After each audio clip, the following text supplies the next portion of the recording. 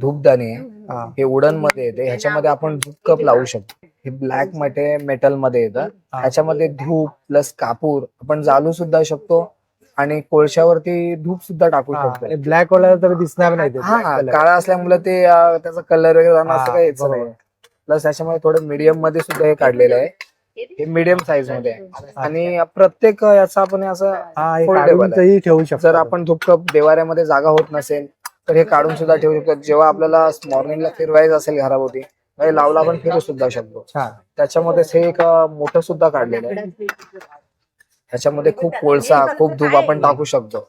अरे कशाचं बनलं हे लोखंडाचं आहे. लोखंड. छान. 50 रुपये डझन आहे आपल्याला. 50 रुपये डझन. बॅग आहे 80 रुपये डझन. पतंग आहे. पतंग 80 रुपये डझन. कळी आहे 80 रुपये डझन. हे बास्केट आहे. हे बास्केट आपल्याकडे 100 रुपये डझन.